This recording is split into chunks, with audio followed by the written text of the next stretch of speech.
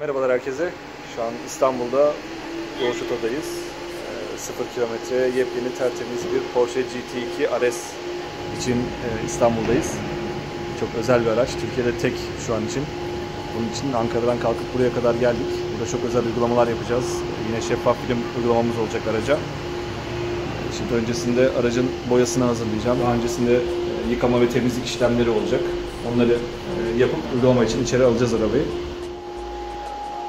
Evet, aracımız Porsche GT2 RS gördüğünüz üzere. Porsche'nin yarış makinesi. En hızlı modellerinden birisi şu an için. Bu özel araç için biz de özel olarak Ankara'dan geldik. Stack Dyno Shield şeffaf kaplama yapacağız. Bu sayede aracın bu güzel görüntüsünü, boyasını korumuş olacağız. Karbon aksamlarla dahil olmak üzere şeffaf koruma filmi yapacağız. İşte kanat, arka plastikler, hava girişleri, kaput. Bunların tamamı karbon. Aracın yıkamasında Nalex Pure şampuan kullanacağız. Bu şampuan çok saf. Üzerinde herhangi bir kalıntı bırakmayan bir şampuan. Normalde koruma sonrasında da kullanılan bir şampuan. Biz koruma öncesinde yüzeyi temizlerken de zaten araçta çok ağır bir kir yok. O yüzden bunu kullanacağız. Bunu kullanırken kapakla ölçüm alabiliyoruz. Böyle 2 kapak kadar bir kova suya yeterli oluyor. Şampuanın tamamen suya karışması için çok basınçlı olmayan bir suyla kovada köpürtüyoruz.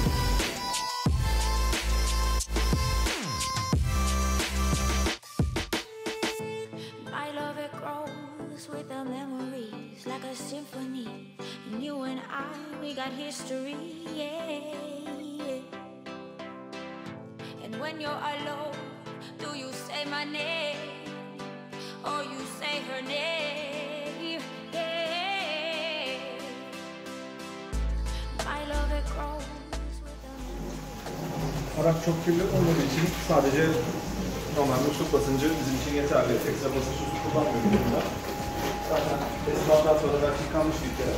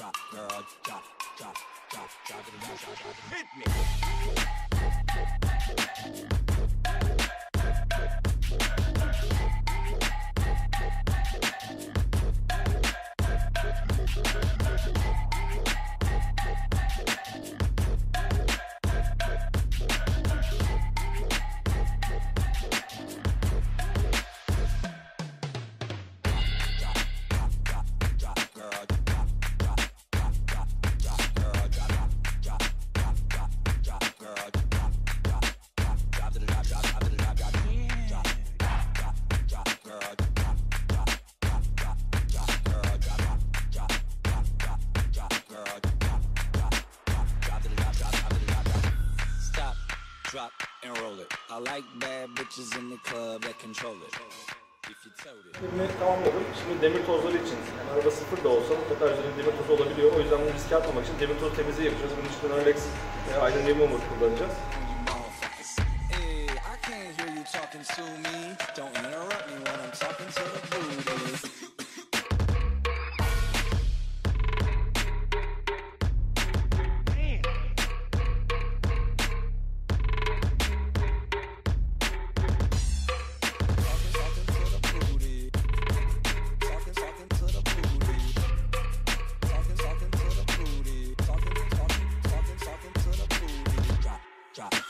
Demir tozlu sökücü ürünü uyguladık. Ancak araç çok temiz. Fabrikadan zaten çok kapalı şartlarda gelmiş. O yüzden fazla bir kir çıkmadı. Sadece şurada görebileceğiniz gibi bir iki ufak demir tozumuz var. Şurada falan. Onlar da çok cüzi seviyede. Ama işi şansa bırakmamak adına mutlaka demir tozu temizliğini uyguluyoruz.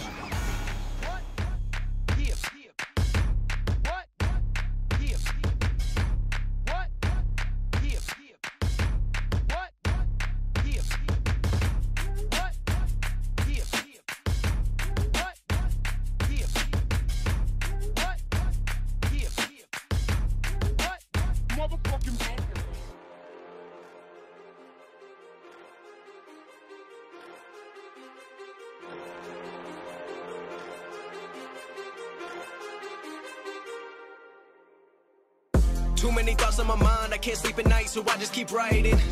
I don't need no help, I don't need opinions, so don't waste my time then.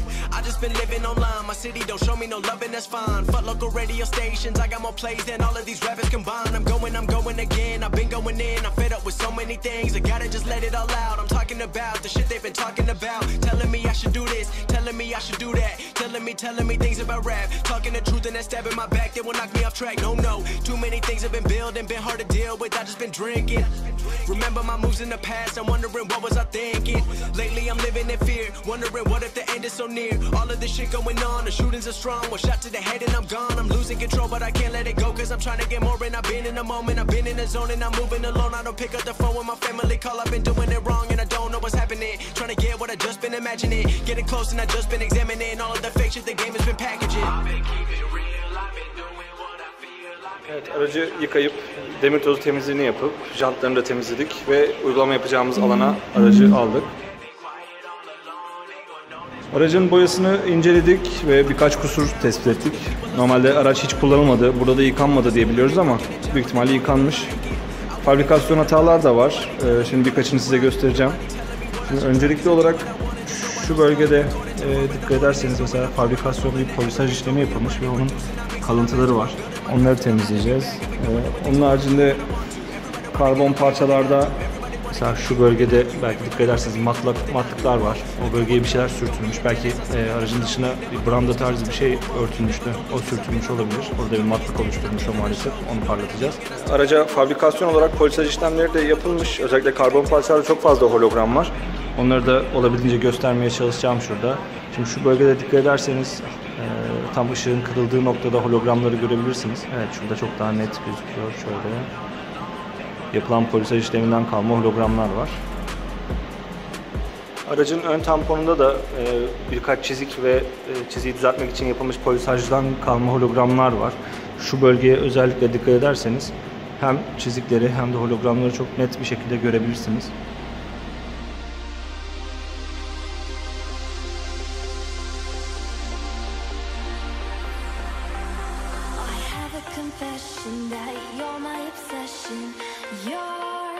Aynı şekilde tamponun sol tarafında da bazı polisaj izleri var. Hologram izleri, pet izleri.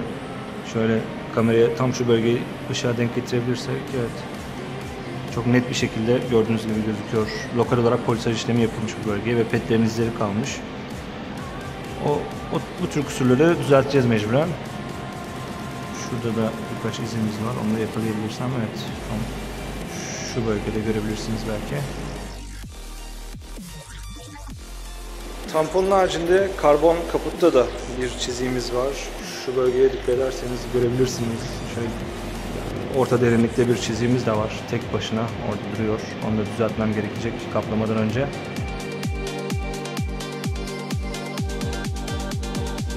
Karbon havalandırma ızgaralarının olduğu gibi aynı şekilde karbon ayna kapaklarında da polisaj izleri var, pet izleri. Ayrıca karbon parçalarına bilhassa çok fazla polisaj işlemi yapılmış ve bolca hologram var.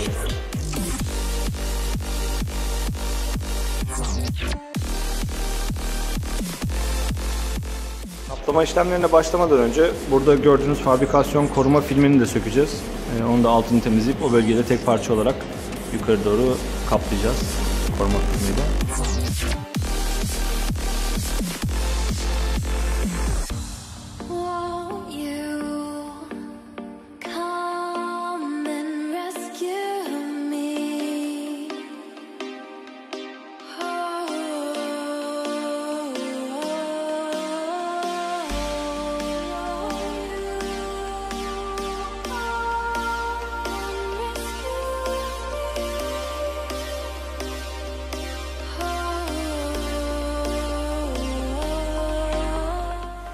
Demir tozu temizliğini yapmış olmamıza rağmen yüzeyde yine kalıntılar kalıyor. O yüzden polisaj işlemi öncesinde mutlaka kille yüzeyi temizlememiz gerekiyor. Araç çok kirli olmamasına rağmen yine de mutlaka kil temizliği yapacağız.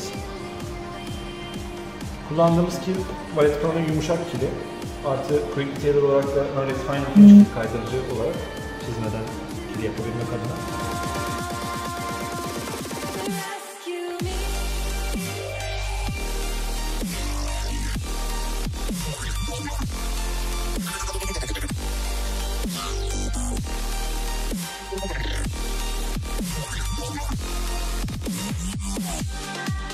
Evet, kil temizliğini de tamamladık. Şimdi polisaj işlemlerine başlayacağım.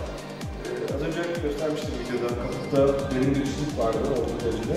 O yüzden bu kesin yeşil orta sertlik ipeliyle Narolex'in medium kat polish kullanacağım. Sadece lokal olarak o bölgedeki çiziyi giderip daha sonrasında finishing polish ve anti-hologram pet kullanacağım.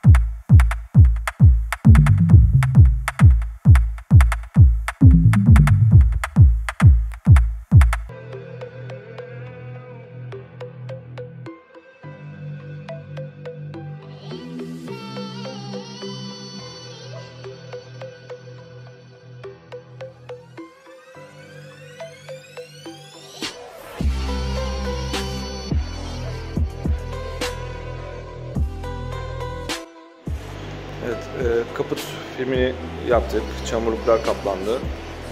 Şöyle göstereyim. Şu an kaput ve çamurluklarda film var. Şurada ufak bir filmin su iticiliğini denedik. Gördüğünüz gibi boncukları. Stack Dino Shield'ın harika boncuklanma efekti. Onun haricinde zaten yansımalardan ve parlaklıktan gördüğünüz gibi film aşırı parlak.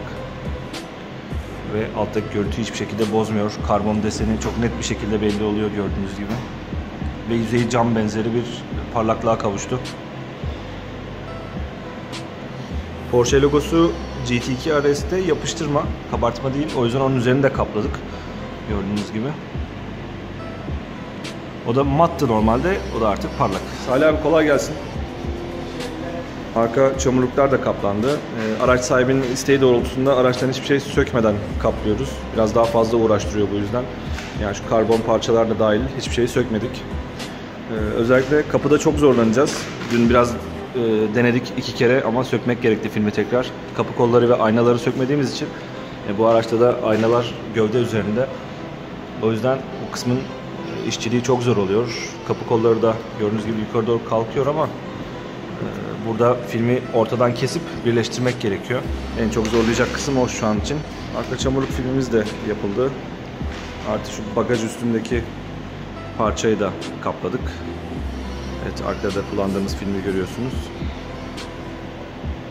Film tek parça olarak yukarıdan başladık. Şuradan başlayarak şuraya kadar kaplandı tek parça. Hatta altına doğru döndürdük. Yani şuraya kadar döndürüp buradan kestik filmi.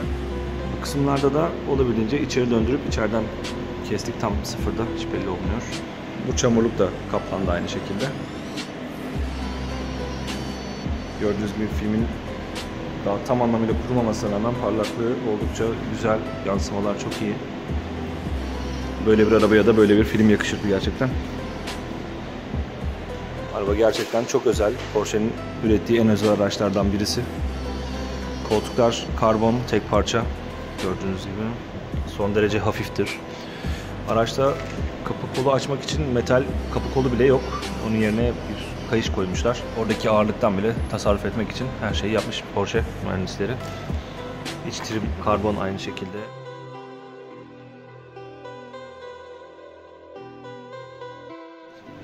Yalnız çok ince bir detay dikkatimi çekti dün. Arabada ağırlıktan tasarruf etmek için her şeyi yapmışlar ama burada da bardaklık koymuşlar. Yani konfordan da ödün vermemişler gerçekten. Çok enteresan. 2 tane de bardaklığı var. Pistte son sürat giderken bile bardağınızı koyacak bir yer aramıyorsunuz. Gerçekten enteresan. Bence çok güzel bir detay ama tabii bu tarz bir arabada gerek var mıydı bilmiyorum. Standart Porsche saatimiz, kırmızı dikişleri var, harika deri göğüs ve çok güzel bir şey. Tavan da alkantara ve kırmızı döşeme. Arabanın kırmızı detaylarıyla beraber inanılmaz gözüküyor. Evet, aracın artı şurada kontrol grubunu da çekeyim. Bu kısımda şanzıman için kontroller, süspansiyon kontrolü, çekiş kontrol sisteminin kontrol düğmeleri, egzoz, şurada gördüğünüz egzozu, vanalı bir sistem var. Egzozu sesini artırıyor ve performansını artırıyor. Onun haricinde aracın ön tarafının yüksekliğini değiştiren bir elektrikli süspansiyon sistemi var. Dijital klima var aynı şekilde. Yani konfor fonksiyonları da olabildiğince kullanılmış. Aracın anahtarını şimdi takıp sadece kontağı çevireceğim. Üzerindeki hoş ışıkları görürsünüz. Kadran 400'e kadar çıkıyor gördüğünüz gibi. Oldukça iddialı. Yağ basıncı, yağ sıcaklığı hem analog olarak hem de burada dijital olarak gözüküyor. Turbo basıncı gözüküyor keza.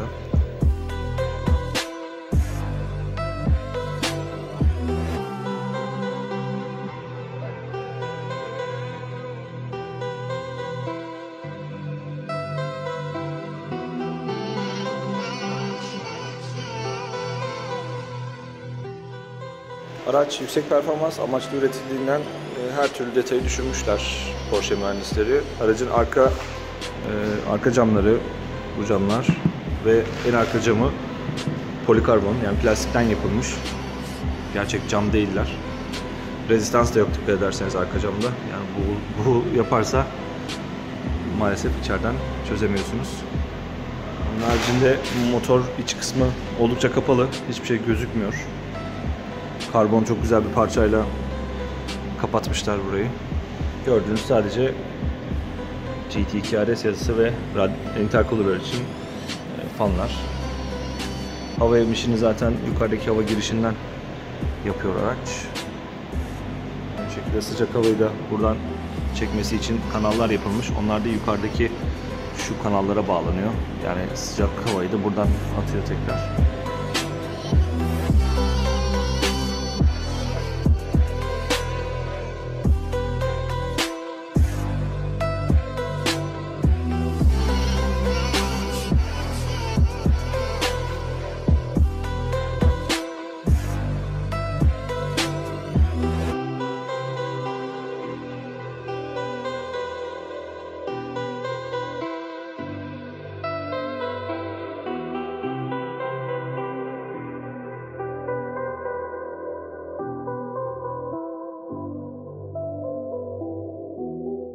Gördüğünüz gibi herhangi bir baskı uygulamadan sadece filmi çizerek kesimleri yapıyoruz.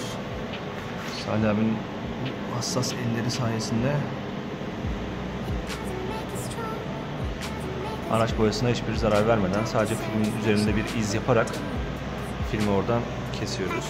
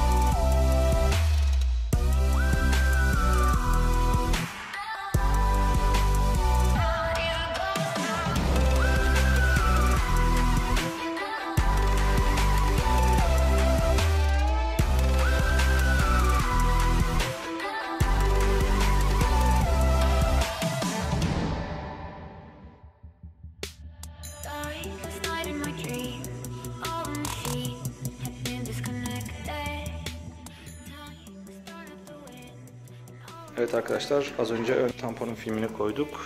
Tampon maalesef fazla girintili, çıkıntılı ve fazla uzun olduğu için bayağı zorlandık orada. Şimdi şuradaki girinti çıkıntılarla uğraşıyoruz Salih abi. Oraları da tek parça hiç ek yapmadan yapmaya çalışıyoruz şu an. Bir de tampon inanılmaz bombeli olduğu için iki taraftan da oldukça esnetmemiz gerekti. Şu alt kısımlar da bayağı zorladı bizi. Yaklaşık yarım saattir sadece filmini esnetmeyle uğraşıyoruz.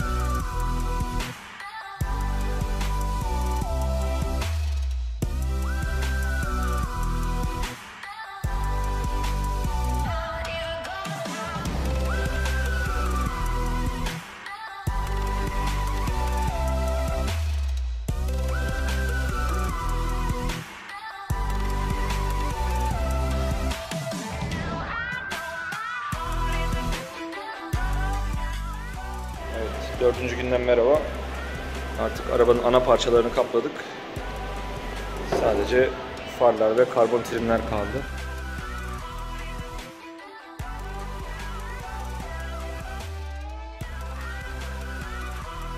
Dün akşam saat 10.30 tır çıktığımızda 10.30'a kadar ön tamponla uğraşmak zorunda kaldık. Tamponun şekli itibariyle maalesef oldukça yorucu oldu bizim için. Girintileri, çıkıntıları çok fazla, bombesi çok fazla.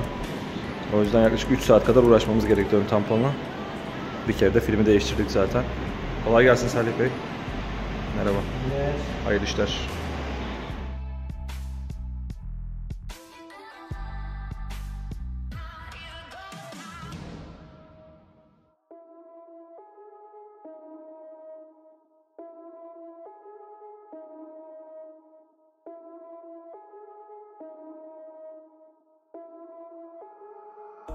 Put the team on my back. I do it all for the family. Everyone think they can rap. Nobody ever gon' challenge me. Started my week on a Sunday. They think they can make it in one day. I just been ready to take off. Waiting my turn on the runway. Never be turning around. Never be turning around. Ayy. Never be slowing it down. Never be slowing it down. Ayy. I keep my foot on the gas. I keep my foot on the gas. Ayy. I know I'm never gon' crash. I know I'm never gon' crash. Ayy. Never be turning around. Never be turning around. Ayy. Never be slowing it down. Never be slowing it down. Ayy. I keep my foot on the gas. I keep my foot on the gas. Ayy. I know I'm never gon' crash. I know I'm never gon' crash. Ayy. Everyone making excuses. Evet, dördüncü günün sonundan merhaba diyoruz. Şu an saat 10.30. Bugün cumartesi, dördüncü günümüzü de bir tamamlamış olduk. Normalde servis saat 5'te kapanıyordu bugün ama biz ekstra mesai yapıyoruz arabanın bitmesi için. Şu an kaplama işi tamamen bitti. Boyalı tüm yüzey kaplandı. Salih abi şu an ufak tefek rütuşlarıyla uğraşıyor. İşlemleri bitirdik, kaplama işlemleri. Karbonlarla dahil olarak her yer tamamlandı. Çamurluk trimleri vesaire her yer kaplandı. Artık işin biraz da benlik olan boyutundayım. Plastik aksamlara, motor biraz bagaj plastiklerine, karbon kaput içlerine korumalar uyguladım. Birazdan onları göstereceğim sizlere. Nobody ever gon' challenge me. Started my week on a Sunday. They think they can make it in one day. I just been ready to take off. Waiting my turn on the runway. Never be turning around. Never be turning around. Ayy. Never be slowing it down. Never be slowing it down. Ayy. I keep my foot on the gas. I keep my foot on the gas. Ayy. I know I'm never gon' crash. I know I'm never gon' crash. Ayy. Never be turning around. Never be turning around. Ayy. Never be slowing it down. Never be slowing it down. Ayy. I keep my foot on the gas. I keep my foot on the gas. Ayy. I know I'm never gon' crash. I know I'm never gon' crash. Ayy. I'm not doing this for the money, so don't misinterpret my last line. The weather ain't always been sunny, but I know that I'm gonna still shine. You never gon' make it till you got the power to go and develop a strong mind. Cause everything happens where you don't expect it. The journey ain't given a deadline. I'm going till I got a flat line. Connecting with people like landline. I've been blowing up like a landmine. I put myself on like a combine. Evet, kaplama işlemleri bitti. Artık detayların korumalarına geldik. Şu an plastik aksamı görüyorsunuz. Oraya Geon Trim uyguladım. Şöyle yarı yarıya bir görsel aldım. Gördüğünüz gibi yeni araba ama görüntü oldukça doygunlaşıyor. Çok daha güzel oldu koruma sonrasında. Bu bagaj bölmesi plastiklerine de Koh-Chemie Nano Magic Plastic Air ürünü uyguladım. Buranın dışında motor demeyeyim, daha doğrusu ön kaput karbon, onun da iç kısmına, bu gördüğünüz karbon mat olan kısma Geon trim uyguladım yine aynı şekilde.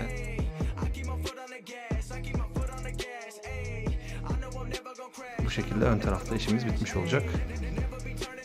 Şimdi motor bölümü lastiklerine ve karbon trimlerine geçeceğim. Ardından da jantlara koruma yapacağım.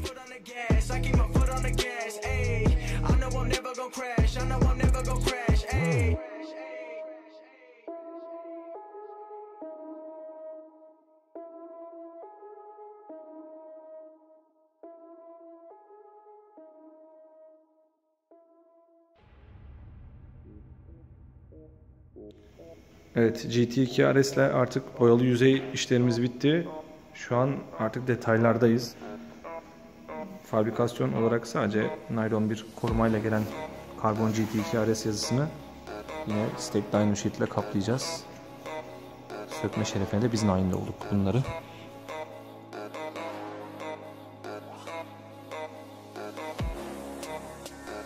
Araca binip inmek oldukça zor olduğu için bu tarafa sürekli ayak, bacak çarpacaktır mutlaka.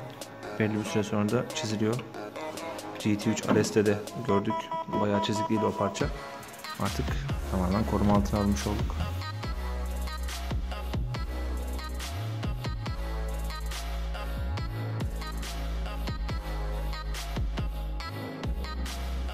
Evet, detaylara devam ediyoruz. Motor bölümündeki bu karbon parçaya da yine Geon trim uygulayacağım. Evet, aracın kromlarındaki muhafaza naylonlarını da söküyoruz. Evet, araç sahibinden önce bize kısmet oldu bunlar.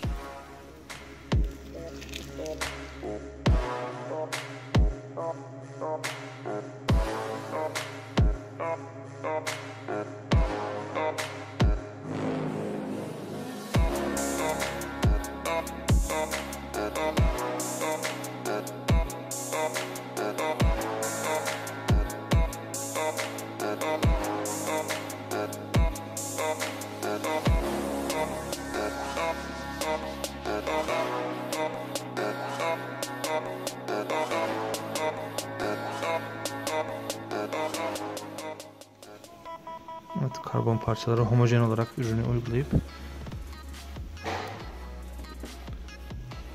fazlasını bir bezle hemen siliyoruz.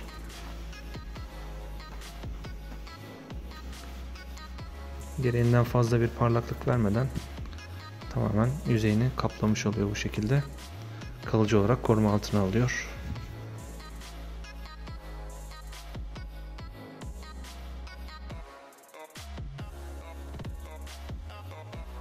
Gördüğünüz gibi orijinal matlığını aynen koruyoruz. Sadece daha doygun, daha dolgun bir görünümü oldu.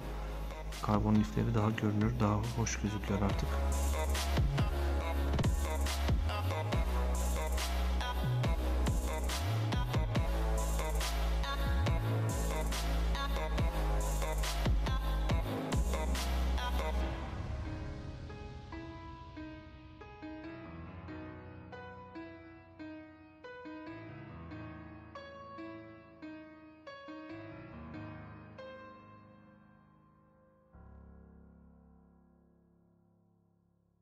Evet, son gündeyiz artık. Uygulamaları bitirdik sayılır.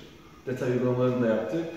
Arabanın tüm boyalı aksamları, karbon parçaları da dahil kaplandı Stake Dyno Sheet şeffaf koruma filmiyle. Sadece tek bir parça kaldı. Motor kaputunun üzerindeki bu hava girişi, karbon hava girişi kaplanmadı. Araç sahibi özellikle buranın kaplanmasını istemedi çünkü tek parça halinde kaplamamız çok zordu. Özellikle buradan mecburen dışarıdan dikdörtgen şeklinde kesmemiz gerekecekti. Bunu kendisi istemediği için burayı bıraktık. Sadece bu parça kaplanmadı. Oraya da Nanolex Si3D HD seramik kaplama ürününü uygulayacağım. Korumasız bırakmayacağız hiçbir parçayı tabii ki.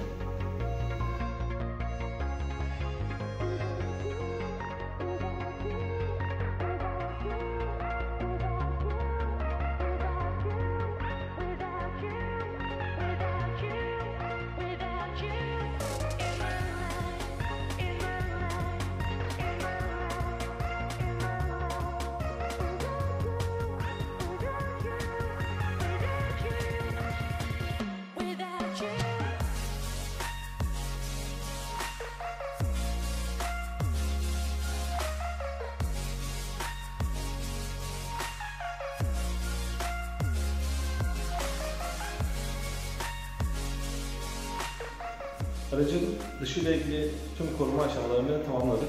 Artık içine müdahale edip bırakacağız işlemleri. Aracın deri döşemeleri için, yani koltuk kenarındaki deri döşemeler, kapı içlerindeki deri döşemeler ve göğüs kısmındaki deri döşemeler için Gyeon Leather Shield kaplama ürünü kullanacağız. Bu deriler için özel bir kaplama ürünü, uzun ömürlü. Derinin görüntüsünü hiçbir şekilde değiştirmeden, yine aynı matlığını koruyarak uzun bir süre derinin su ve kirlerden korunmasını sağlıyor.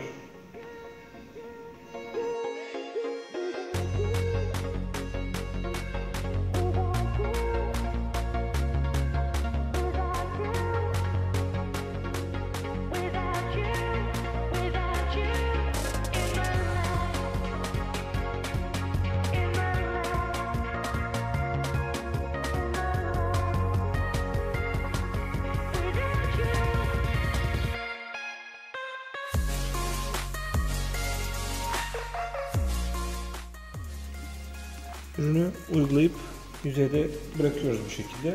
Yaklaşık 10 dakika içinde tekrar eski matlığına ürün kavuşuyor ve yüzeydeki dokusu tamamen düzeliyor. 12 ile 24 saat arası oturmaması gerekiyor koltuklara. Bu şekilde bırakacağız. Bu süreç sonunda da artık koltuklar hem kirlenmeye hem de yıpranmaya karşı daha dayanıklı hale gelecek. Bu şekilde de aracı uzun süre tertemiz kullanmış olacak sahibi.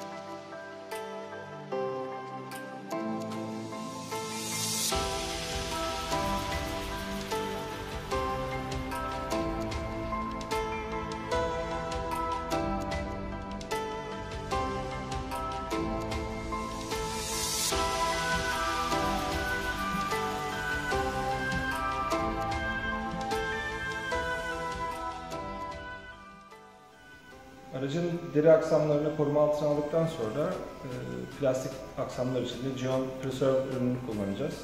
Bu yine kalıcı olarak plastiklerin dolgun ve doygun gözükmesini sağlayacak. Onun haricinde antistatik bir özelliği var. Bu sayede toz tutmayacak parçalar.